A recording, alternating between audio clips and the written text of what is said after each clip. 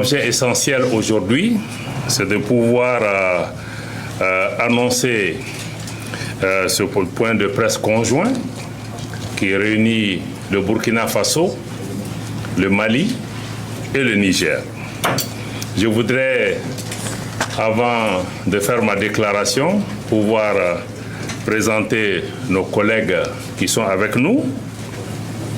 À ma droite, nous avons Madame Olivia Rwamba, qui est ministre des Affaires étrangères, de la coopération régionale et des Burkinabés de l'étranger du Burkina Faso. Suivi de M. Jean Karamogo Traoré. Non, je crois que je vais revenir à lui. Voilà, je vais finir avec le Burkina. Donc, de M. Jean Karamogo Traoré, qui est à l'extrême gauche, qui est le ministre délégué au ministère des Affaires étrangères, de la coopération régionale et des Burkinabés de l'extérieur du Burkina Faso, spécialement chargé de la coopération régionale. Ensuite, nous avons une délégation de la République sœur du Niger, conduite par le colonel Abdourahmane Amadou, ministre en charge de la jeunesse, des sports et de la culture, porte-parole du Conseil national pour la sauvegarde de la patrie, assurant l'intérim du ministre des Affaires étrangères de la République du Niger. Aussi, membre de cette délégation de la République du Niger, le colonel Sani, ici à ma droite, qui est le secrétaire permanent du Comité national pour la sauvegarde de la patrie de la République du Niger. Et pour la République du Mali, nous avons le colonel Sadio Kamara, ministre de la Défense et des anciens combattants, et moi-même, Abdoulaye Diop, ministre des Affaires étrangères et de la coopération internationale. Nous avons cette délégation aujourd'hui l'honneur, au nom des plus hautes autorités du Burkina Faso, du Mali et du Niger, d'annoncer la conclusion d'un important traité par nos trois pays, notamment à travers son Excellence le capitaine Ibrahim Traoré, président du Faso, chef de l'État du Burkina Faso, son Excellence le colonel Assimi Goïta, président de la transition, chef de l'État du Mali, et son Excellence le général Abdourahmane Tchani, président du Conseil national pour la sauvegarde de la patrie, chef de l'État de la République du Niger, traité dénommé comme il suit. Charte du Liptako Gourma instituant l'alliance des États du Sahel entre le Burkina Faso, la République du Mali et la République du Niger. Le gouvernement du Burkina Faso, le gouvernement de la République du Mali, le gouvernement de la République du Niger, ci-après dénommés parties contractantes, réaffirmant leur attachement à la légalité internationale et régionale, consacrée notamment par la Charte des Nations Unies, l'acte constitutif de l'Union africaine et le traité révisé de la CEDEAO. Convaincus de la nécessité de poursuivre les luttes héroïques menées par les peuples et les pays africains pour l'indépendance politique, la dignité humaine et l'émancipation économique. Fidèles aux objectifs et idéaux de l'autorité de développement intégré des États du Liptako Gourma. Guidés par l'esprit de fraternité, de solidarité et d'amitié, engagés à renforcer les liens séculaires entre leurs peuples, déterminés à exercer pleinement et à veiller au respect de la souveraineté nationale et internationale, résolus à défendre l'unité nationale et l'intégrité des États respectifs, considérant les menaces multiformes à l'espace commun aux trois pays, conscients de la responsabilité de protéger les populations civiles en toutes circonstances, rappelant le droit naturel des États à la légitime défense individuelle ou collective, sont convenus de ce qui suit. Article 1er. Par la présente charte, dénommée Charte du Liptako-Gourma, les parties contractantes instituent entre elles l'Alliance des États du Sahel, en abrégé AES. Article 2. L'objectif visé par la Charte est d'établir une architecture de défense collective et d'assistance mutuelle aux parties contractantes. Article 3. Les parties contractantes mettront en place ultérieurement les organes nécessaires au fonctionnement et mécanismes subséquents de l'Alliance et définiront les modalités de son fonctionnement. Article 4. Les parties contractantes s'engagent à lutter contre le terrorisme sous toutes ses formes et la criminalité en bande organisée dans l'espace commun de l'Alliance. Article 5.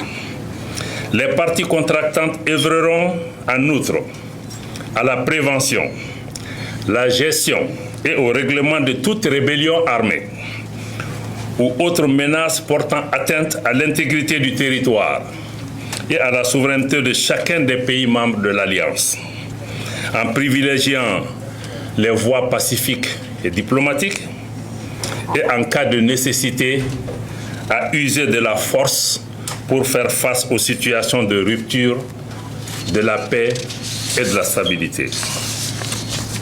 Article 6. Toute atteinte à la souveraineté et à l'intégrité territoriale d'une ou plusieurs parties contractantes sera considérée comme une agression contre les autres parties et engagera un devoir d'assistance et de secours de toutes les parties, de manière individuelle ou collective, y compris l'emploi de la force armée, pour rétablir et assurer la sécurité au sein de l'espace couvert par l'Alliance. Article 7. L'agression, telle qu'évoquée à l'article 6, comprend également toute attaque contre les forces de défense et de sécurité de l'une ou plusieurs parties contractantes, y compris lorsque celles-ci sont déployées à titre national sur un théâtre d'opération en dehors de l'espace de l'Alliance. Toute attaque et en tout lieu contre les navires et aéronefs de l'une ou plusieurs parties. Article 8. Les parties s'engagent à ne pas recourir entre elles à la menace, à l'emploi de la force ou à l'agression, soit contre l'intégrité territoriale ou l'indépendance politique d'une partie.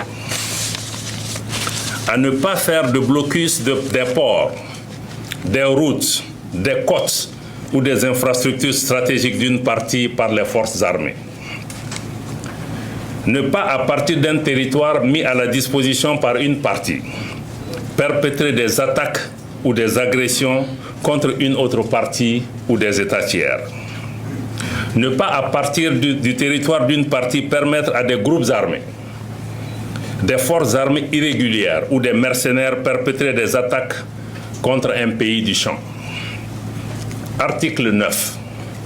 Les décisions de l'Alliance sont prises à l'unanimité des États parties. Article 10. Le financement de l'Alliance est assuré par les contributions des États parties. Article 11. La présente charte peut être ouverte à tout autre État partageant les mêmes réalités géographiques, politiques, socio-culturelles qui acceptent les objectifs de l'Alliance. La demande d'adhésion est acceptée à l'unanimité des États parties. Article 12. Toute proposition de modification de la présente charte est soumise à l'acceptation unanime des États parties. La demande de modification doit être notifiée aux autres États parties par la voie diplomatique, moyennant un préavis de 3 mois. Article 13. Tout différend né de l'interprétation ou de l'application de la présente charte est réglé par la voie diplomatique. Article 14. La présente charte peut être dénoncée par toute partie contractante. La dénonciation doit être notifiée par son notaire à toutes les parties signataires de la charte, par lettre transmise par voie diplomatique avec accusé de réception et un préavis de 6 mois. Article 15. La présente charte sera complétée par des textes additionnels en vue de la mise en œuvre des dispositions prévues à l'article 3. Article 16. Les parties acceptent les termes de la présente charte qui entre en vigueur dès sa signature par toutes les parties. Article 17. La République du Mali, désignée dépositaire de la présente charte, transmet les copies certifiées aux autres États parties. Le dépositaire reçoit et soumet à la décision unanime des États parties toute nouvelle demande d'adhésion à l'Alliance, conformément aux dispositions prévues à l'article 11 de la présente charte. Fait ce jour, 16 septembre 2023,